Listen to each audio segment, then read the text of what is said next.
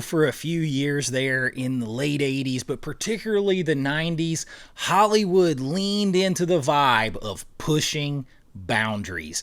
And they did it with the thriller, and specifically the erotic thriller. These movies were slower, more seductive, more uncomfortable for some. They were movies about obsession, temptation, power, and everything that comes with it. And the wild part is, these weren't small movies.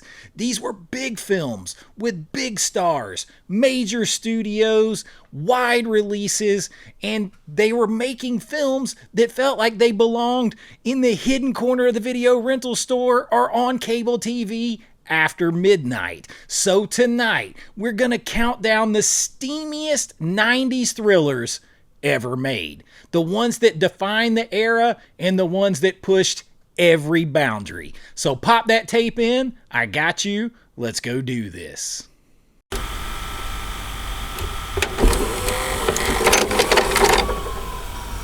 All right, so kicking us off here, these movies are not for everyone.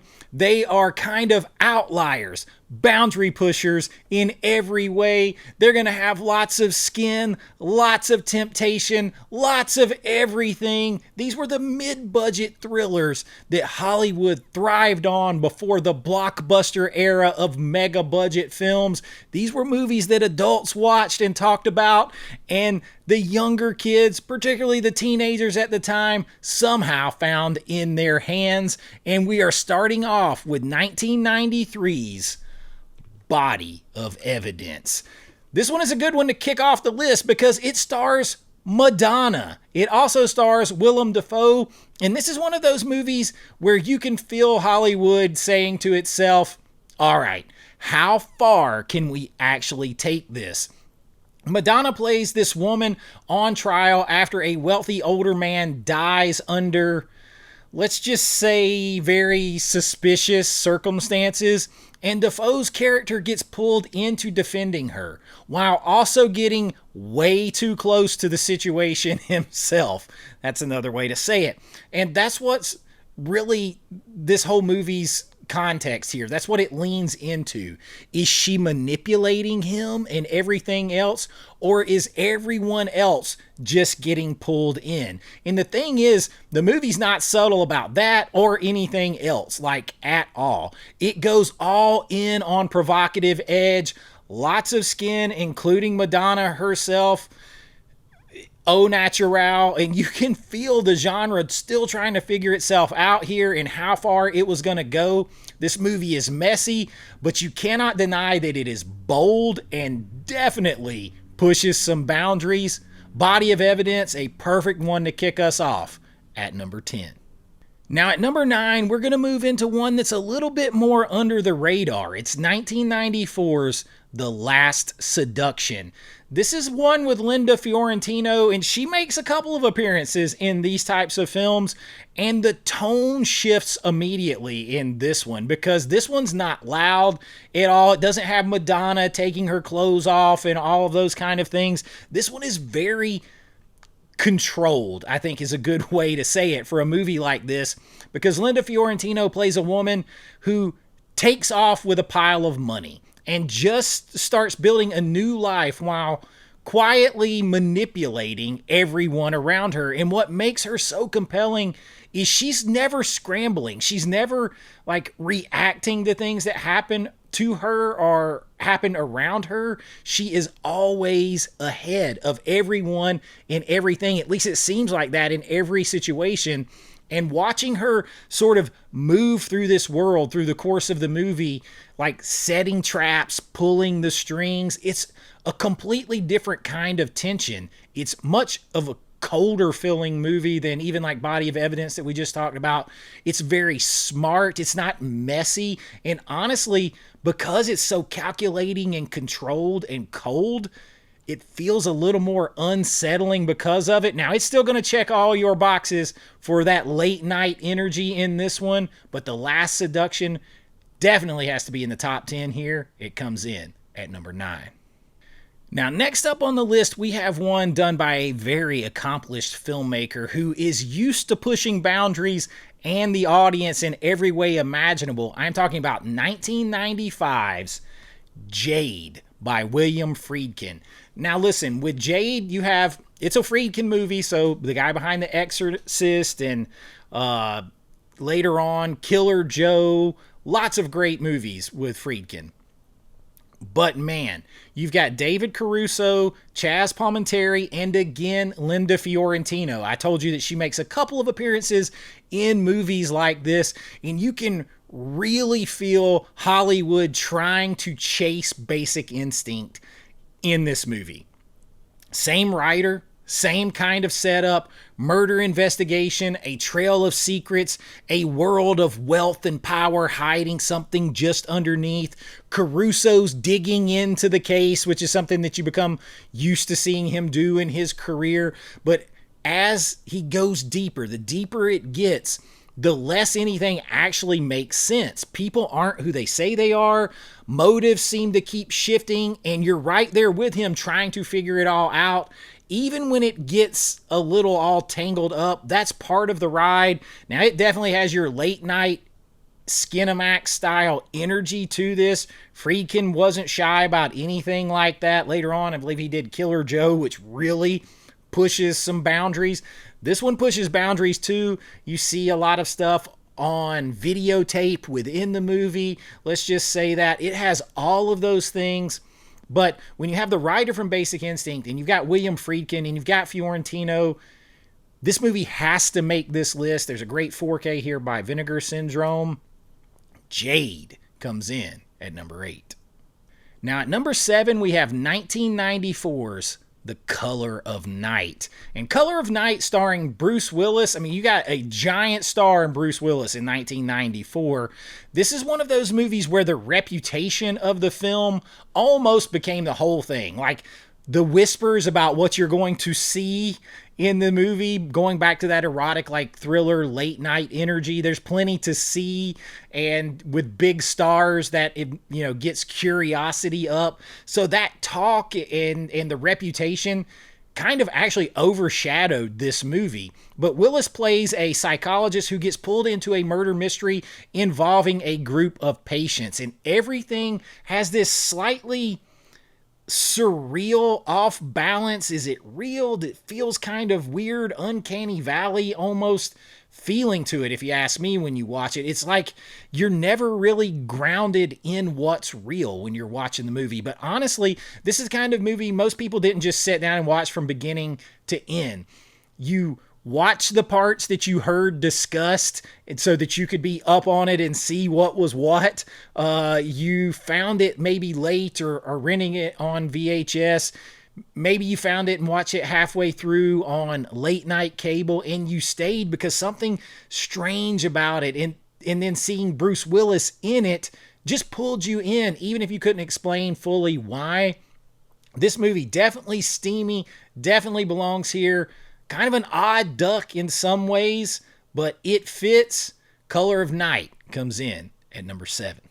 Now, when we talk about big, famous filmmakers making movies like this, it doesn't get any bigger than the filmmaker that made the next film, nor does it get bigger than the stars of the film. And we go to the late 1990s for one of the most controversial thrillers, steamy erotic thrillers of the era. It is 1999's Eyes Wide Shut. Now, this is Stanley Kubrick, and you have Tom Cruise and Nicole Kidman starring in this film. Doesn't get bigger than that.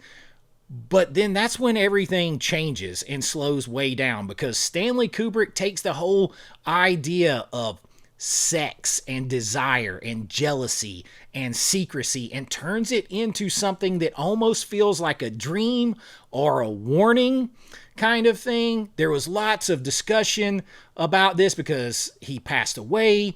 Just lots of conspiracies that made this movie even bigger than it was. You've got Cruise, who is drifting through a long night, moving from one strange encounter to another, each one pulling him deeper and deeper into a secret society, an underground sexual type cult that he doesn't understand at all. And that's what makes it stand out. It's not trying to shock you every 5 minutes necessarily. It just lingers and it becomes unsettling and twisted and dark.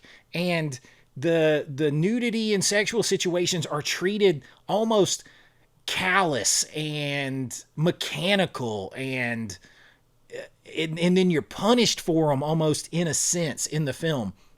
And by the end, you're left sitting there trying to piece together what you just experienced, what it all means, the use of light and dark and colors and masks on and masks off. And this film famously was so steamy, it had parts cut out for the American release that were then just put back by Criterion on their 4K. And it is, to say boundary pushing is an understatement with what it shows, what it delves into, the questions it asks, the thoughts it puts in your head.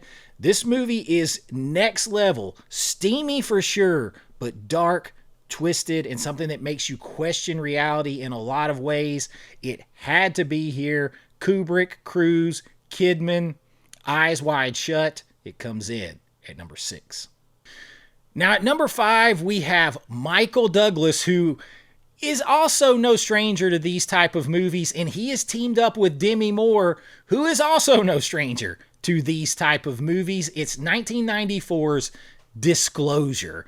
Now, Disclosure, it starred 2 big stars at the time, but they weren't shy about doing anything. Let's just say that. And this is one where the genre really tries to cross into the mainstream, because you got Douglas, you got Demi Moore, you got Donald Sutherland is in this movie. And what makes this interesting is the power dynamic flip that happens in the movie, because Douglas is the one being accused and Demi Moore is more in control, and everything plays out inside this corporate world. The 90s, very corporate, particularly the early 90s. We're just now starting to get it into really heavy HR issues and stuff at that time. Boardrooms, offices, early tech culture, very structured on the surface, but underneath it's the same tension. Control, reputation, using sex as a weapon, all those kind of things, and the question of who has the power in the situation, and how quickly, with one choice or one mistake or one comment or action, all of that can change so fast, particularly in certain given situations, and how it can switch back if you go too far and things swing the other way. Disclosure, some people, it's got some early effects in there, which is something that you wouldn't expect from this type of movie, that kind of off-put people some way, but don't let that distract you from the story. It's definitely steamy. The dialogue itself can sizzle in certain points in here, especially when you have Demi Moore saying and doing things with Douglas. It's all there. It definitely fits here. Disclosure comes in at number 5. Now at number 4, we have one that I would argue, as far as what it shows on camera, is definitely one of the steamiest and most boundary pushing in here, but it is also a movie that kind of is prophetic when it comes to our time now and how much we watch each other and expose each other and see things online and watch other people's lives. It is 1994's Sliver. Not Silver, Sliver. And this one stars Sharon Stone, Billy Baldwin, and Tom Berenger. And this one leads hard into voyeurism and voyeurism through technology. And Sharon Stone moves into this sleek, new, sexy apartment building and slowly realizes something is not right here. And someone might be watching everything and everyone all the time. And what's interesting now is, like I said, how it feels ahead of its time because of surveillance, because of how much people put their private lives on the internet to be watched, record it and put it on the internet to be watched. Privacy sort of slipping away. Everyone's seeing windows into the most private moments of everyone's lives. in that way, this thing is 20 plus years ahead of its time, and it still gets overlooked at the time because of big films, and people didn't, this one just didn't quite hit for some reason. But when I watched it then and now, it feels edgy, it feels ahead of its time, it feels like a warning that we didn't listen to, and to the point where now it feels like something that's almost familiar and not edgy at all. Now, it has plenty of your steamy late night energy with hot scenes between Sharon Stone, Billy Baldwin, lots of hot watching people kind of situations. All of that stuff is definitely there and pushes boundaries in a lot of ways. A great 4K by Vinegar Syndrome right here to see it in all of its glory. But Sliver, underrated in my opinion, not the best movie in the world, but for what it's telling you and where we ended up, one you should definitely check out. It comes in at number 4. Now, at number 3 is one of the most talked about films of this genre from the 1990s. It's 1993's Indecent Proposal. Would you mind lending me your wife? Is that your wife? Excuse me? For luck. You talk about big cast, here you have Demi Moore again. She was no stranger to these types of movies. You also have Woody Harrelson playing her husband, and you have the late, great Robert Redford in this film. And this one was discussed big time when it came out for many years. And the setup of it is actually incredibly simple. A couple is offered $1 million for one night for Robert Redford to have Demi Moore, Woody Harrelson's wife, for one night. Yes, that's the premise. What would you do in that situation? He even makes the comment that the relationship, let's just say, would only last one night, but the money could last forever. But what makes it stick is everything that comes after that one night, because once that decision is made, it doesn't just go away. It changes relationships. It changes the way they see each other. And that's why the movie has lasted. That's why it provoked so much conversation, because it wasn't just something you watched. You thought about it. You thought about that situation. You thought about what it could do. It just seemed like real people in a real weird situation that could happen if you had a rich, eccentric, good-looking person, either sex, in any situation. What would happen? What would you do? Could you make it through it? Could you separate one thing from the other? And so this movie just blew up based on not just the great acting or anything else in the film, but based on the discussions that it created. Indecent Proposal, steamy for that reason, if nothing else. Definitely had to be here. One of the most talked about films of the 90s in this genre. It comes in at number 3.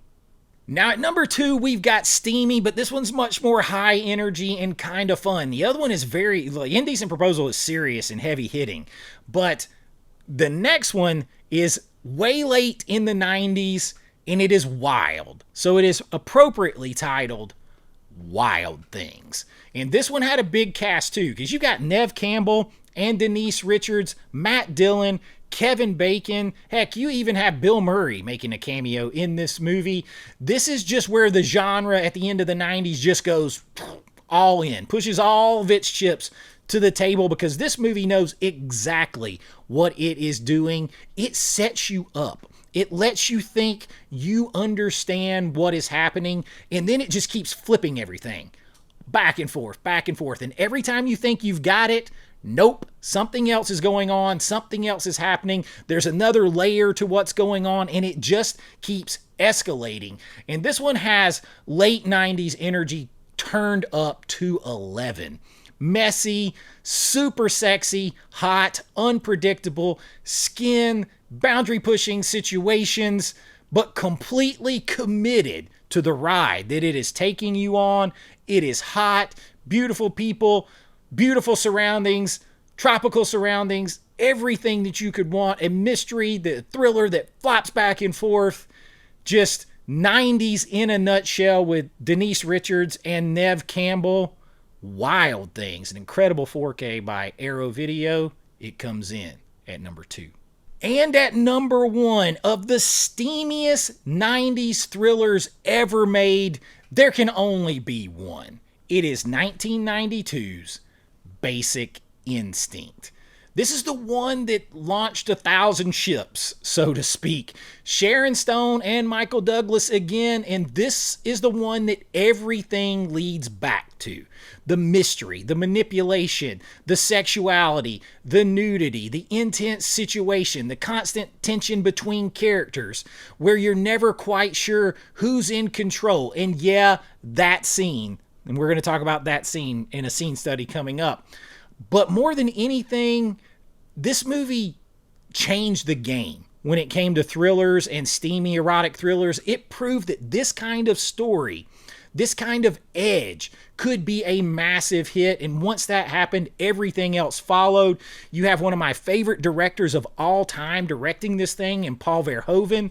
This movie just is a character study in power dynamics, using sex as a weapon, using your beauty as a weapon to confuse and undermine and cloud things. Even when the so-called good person is using, one of the good people, Jean Triplehorn's character, also beautiful. She uses what she can use as well. This movie is kind of a dark underbelly look at the nature of some people with that kind of power and thought process. And then you drop in them being highly intelligent on top of it, highly wealthy. This thing spirals out of control in a very controlled way, all guided by the hand of Paul Verhoeven, and a great performance by Sharon Stone, a career maker for her. Basic Instinct, the unquestioned number one of thrillers like this. It's our number one right here. The truth is, for a few years, Hollywood kept chasing the feeling that they got with Basic Instinct, and maybe a little bit of Sex, Lies, and Videotape that came 89, 90 right there. And sometimes they nailed it, and sometimes they didn't. But it gave us one of the most unique runs of movies and genres of the entire decade, of any decade. And if you watch these movies back then, you know that they left an impression one way or the other. And these 10, I think, kind of set alone at the top as a good cross-section representation of the steamiest erotic thrillers and just steamiest thrillers of the 1990s. And that's what I got for you today. I hope you enjoyed it. If you did, please like and subscribe. It really helps out the channel. If you enjoy what we're doing here and you want to support a little bit more, you can join my Patreon. The link is always in the description. And when you do that, you'll get your name and lights on every single video, behind the scenes looks at my filmmaking, special members only videos, physical media reviews and deep dives, big candid discussions on entertainment, and so much more in an uncensored 90s genre kind of way. And that's what I got for you this time. So be kind, rewind like always. It's Chase with AV Pop Culture, and I'll see you real soon. Bye-bye. I know.